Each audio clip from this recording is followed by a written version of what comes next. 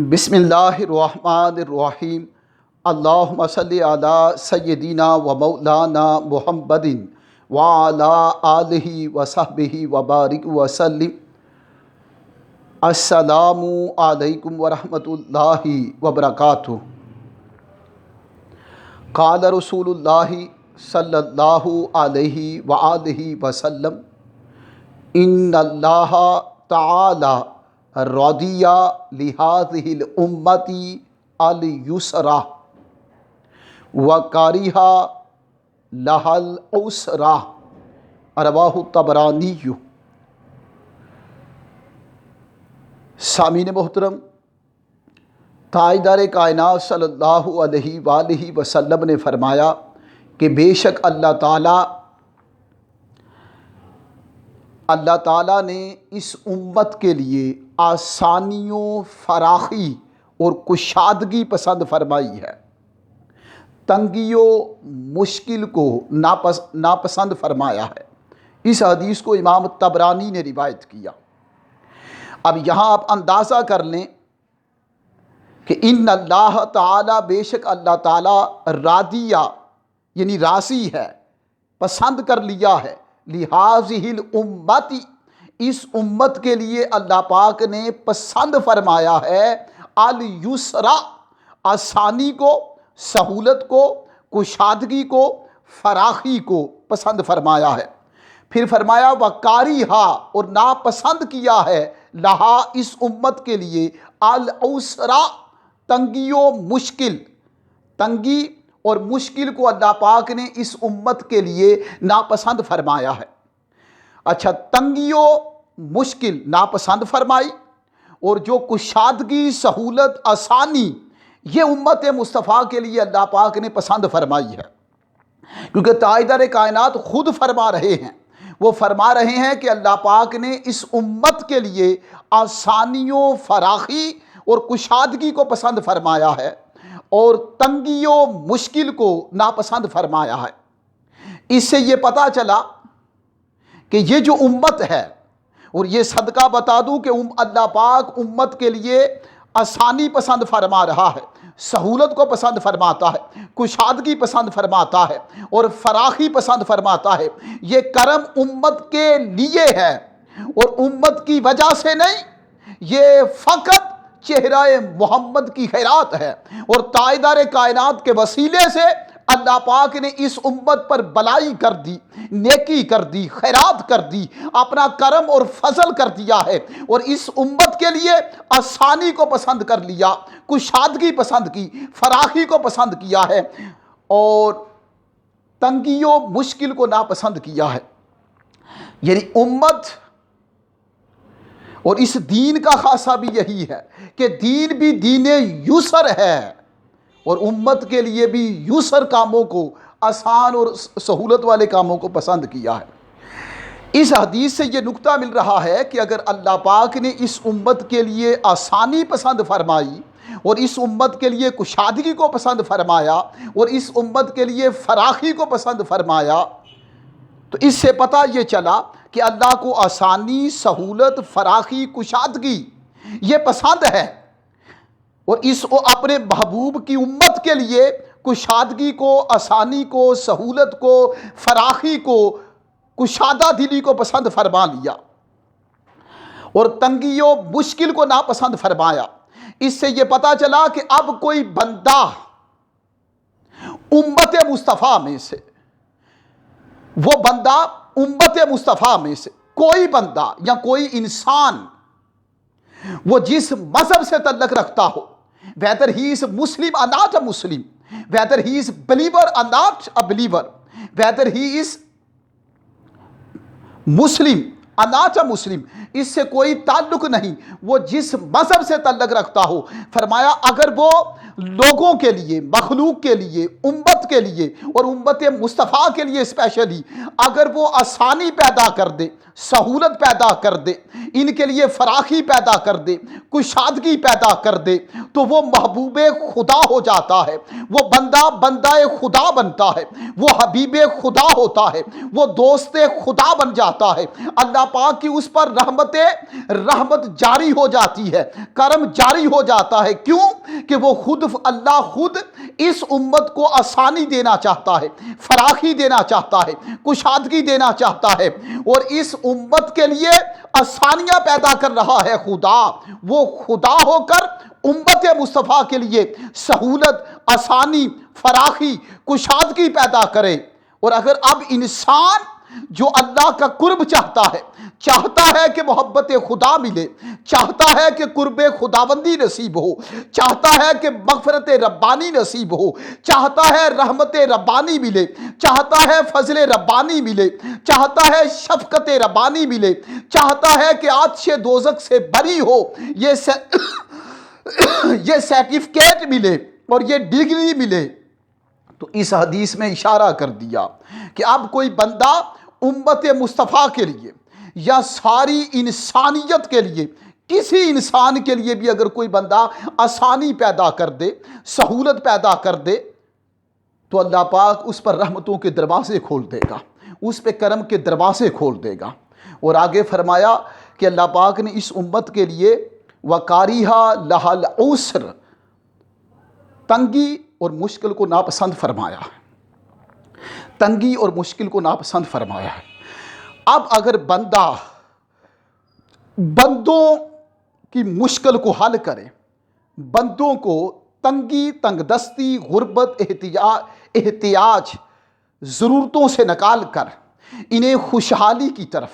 انہیں کشادگی کی طرف لائے، وہ حقیقت میں وہ محبوب خدا ہو جاتا ہے، وہ حبیب خدا ہو جاتا ہے، ارے وہ دوست خدا ہو جاتا ہے، جو امت مصطفیٰ پر یا ساری انسانیت میں، وہ جیوش ہوں، کافر ہوں، وہ جسٹ انسان ہو، اور وہ کسی مذہب سے تعلق رکھتا ہو، اس سے کوئی غرض نہیں۔ جب ایک انسان کسی دوسرے انسان کو سہولت عطا کرتا ہے، آسانی عطا کرتا ہے، اسے فراخی دیتا ہے، کشادگی دیتا ہے، اس کے لیے آسانی پیدا کرتا ہے، تو اللہ پاک اس بندے کے لیے آسانی کے دریا اور سہولت کے سمندر اور فراخی اور کشادگی کے دریا بہا دیتا ہے۔ اور جو بندہ ہو کر انسانوں کی مشکل کو ناپسند کرے اور انسانوں کی مشکل، تنگی، اس کو ناپسند کرے، تو اس کا مطلب وہ سنت الہیہ پر عمل کر رہا ہے۔ اللہ پاک نے اس کے سینے کو ایک شفقت اور رحمت کا فیض عطا کیا ہے کہ وہ کسی کی مشکل کو اپنی مشکل سمجھے، کسی کی تنگ دستی کو وہ خود فیل کرتا ہے، پھر انہیں مشکل اور تنگ دستی سے نکال کر انہیں سہولت، آسانی کی طرف لاتا ہے اور ان کی مشکل دور کرتا ہے، اور وہ بندہ مشکل کشا ہو جاتا ہے، یعنی مشکلیں دور کرنے والا جب بن جاتا ہے تو اللہ پاک اس کے لیے مشکل کشا ہو جاتا ہے۔ یہ ٹٹ فار ٹیٹ ہے، عدلے کا بدلہ ہے۔ According to the Holy Prophet, peace be upon him, the Holy Prophet, peace be upon him, says, undoubtedly, Allah dignified Almighty has pleased for this ummah in creating easiness and difficulty. So undoubtedly, Allah dignified Almighty has pleased in creating easiness, ease and difficulty for this ummah, for this community of the Holy Prophet, peace be upon him, and has abominated from the difficulty, uneasiness for this ummah. So Allah dignified Almighty wants to give easiness, ease, and difficulty. To give easiness and difficulty to this ummah, to this community, to this entity of the Holy Prophet, peace be upon him, to the people of the Holy Prophet, peace be upon him. So Allah does not want to give any sort of difficulty, any sort of problem, any sort of issue, any sort of hardness, any sort of complicality, any sort or any kind of branch of problem, entanglement, confusion, complexity, perplexity to this entity of the Holy Prophet, peace be upon him. Allah does not like. Allah wants only to give happiness, delightedness, amusement, enjoyment, easiness, and difficulty, and complicality to this entity of the Holy Prophet, peace be upon him. So Allah himself loves a lot with this ummah of the Holy Prophet, peace be upon him. So any person among of us, any person among of us, any person among of men, among of human beings who wants to become the best friend of Allah dignified Almighty, so that person should remove, finish, end the difficulty, problem, issue of others. So that person should remove problems, issues, difficulties, uneasinesses, sadnesses, gloomies, confusions, entanglements of others. So Allah will end the problem of that person, and Allah will bestow a lot of blessings, mercies, lights and brights with that person who is trying to end and finish the problems of others, the issues of others, the sadnesses of others, the gloomies of others, the resentfulness of others, the complexities of others, the perplexities of others, the entanglements of others, the complications, the complicalities of others, so that person will be the best friend of Allah dignified Almighty, and that person will enter paradise, Eden and heaven without any accountability. So all angels will love that person, will give salute and greetings and salutation on that person. All angels will want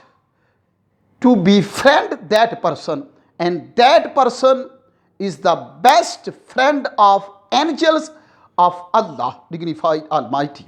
So we should remove and end a lot of problems of others. So this is the best act of worship in the eyes of Allah dignified Almighty. Assalamu alaikum wa rahmatullahi wa barakatuh.